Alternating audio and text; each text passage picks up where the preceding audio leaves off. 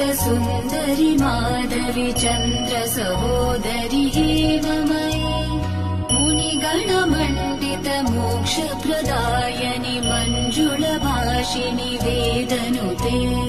पङ्कजवासिनि देवसुपूजित सद्गुणवर्षिणि शान्तियुते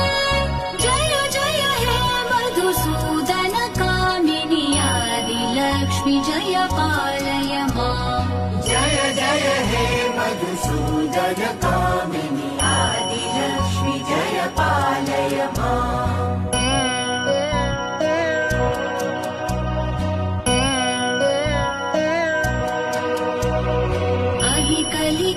कलिकल्मषनाशिनि कामिनि वैदिकरूपिणि